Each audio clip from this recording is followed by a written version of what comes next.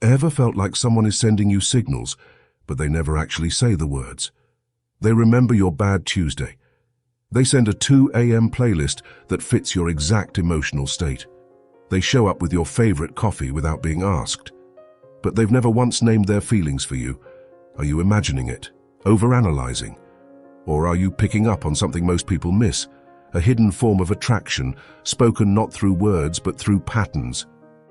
In this video, we'll explore 4 of the most inwardly resonant types: INFJ, INTJ, INFP and INTP, often called the deep intuitives.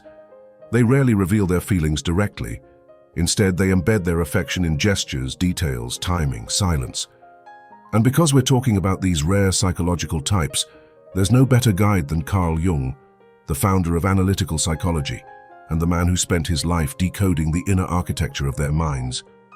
Jung believed love doesn't begin with declarations. It begins in the unconscious, with resonance. A silent exchange between psyches long before it becomes conscious. Jung wrote, "The symbol is the primitive exponent of the unconscious." And he wrote also, "The symbol is alive only so long as it is pregnant with meaning." These aren't just poetic lines.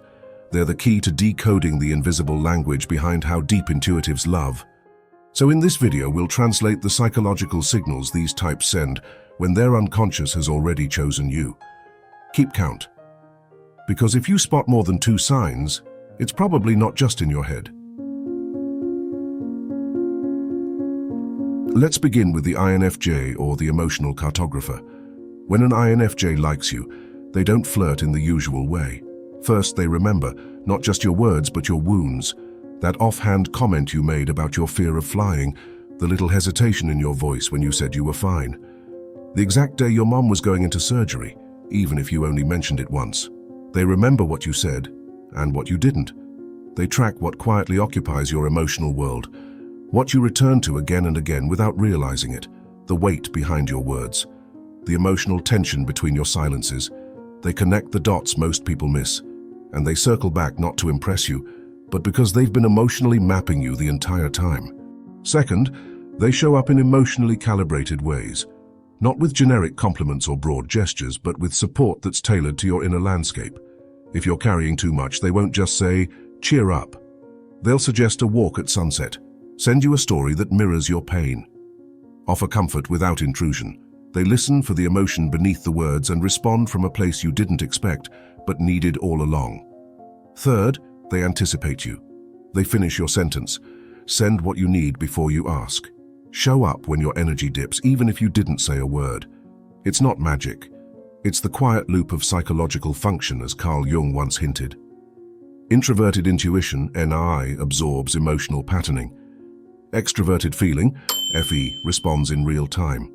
Together they form a silent psychic embrace, woven from timing, attunement and atmosphere. And through it all, they mirror your world symbolically. They'll mention a dream that reflects your situation, send you a song that says what you can't. They speak in metaphor, not confession. That's their test. Can you feel what they're trying to say without them saying it? Now shift the lens, because while INFJs feel in symbols, INTJs build in silence. Meet the strategic outlier. INTJ love language isn't emotional, it's architectural. First, they give you time, real time. If an INTJ is blocking out space for you in their life, their calendar, their system, it means you're already part of a vision. Second, they offer functional care. You'll notice they improve things in your life without being asked. They optimize your computer workflow. They quietly research the best supplement for your insomnia. They find a more efficient way for you to track your goals. This is their version of "I care about you," not said out loud, but written in systems that run smoother when you're near. And third, they drop vision bombs, hypotheticals, what-if simulations. Would you ever live in Iceland? In city or countryside? It sounds random, but it isn't. They're testing values, life design, long-term resonance. And if they send you a video or article afterward, it's not casual. It's an encrypted message, an invitation to see the layer beneath the logic. Jungian-wise INTJs lead with introverted intuition, NI, which is future-oriented and symbolic.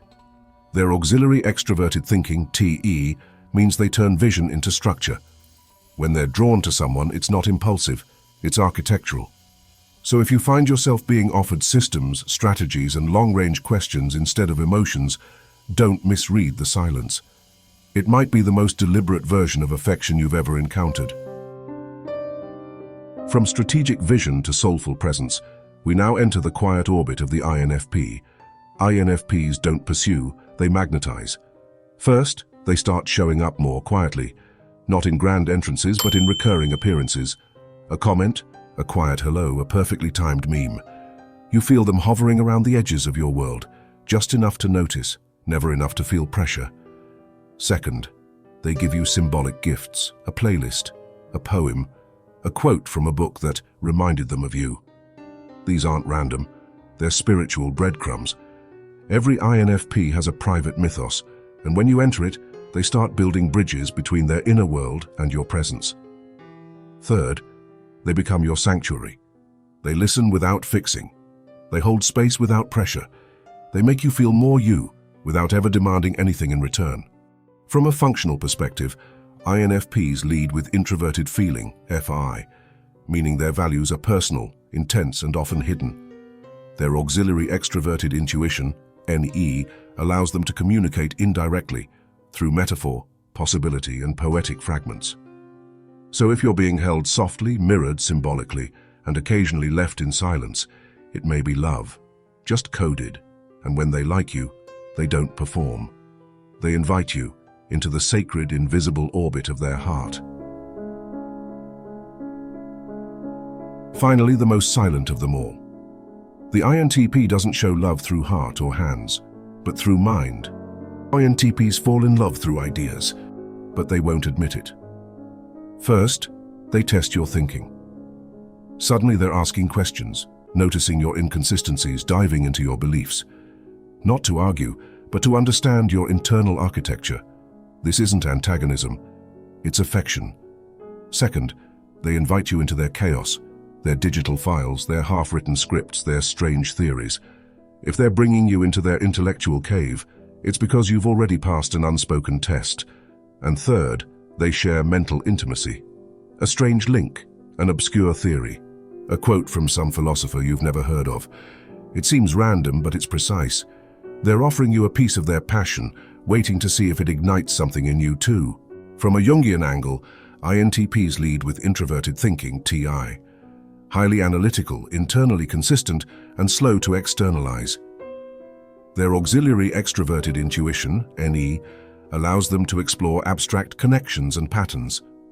When they like you, they begin building bridges, intellectual ones, quietly waiting to see if you walk across. Before we close, remember, this isn't a manual for love. It's a window into the inner world of 4 deeply intuitive types. A glimpse, not a guarantee. In real life, people are more than their type, and love often breaks its own rules. But when it does speak through type, this is how it tends to whisper. Now, as we've walked through the 4 deep intuitive types, let's recall: INFJs offer emotional safety. INTJs reveal strategic interest. INFPs express symbolic depth. INTPs engage through mental intimacy. These types might never say it out loud, but their patterns will. All you have to do is listen for the symbol that carries meaning. And when you feel it, create a space where they feel safe to finally drop the subtle hints.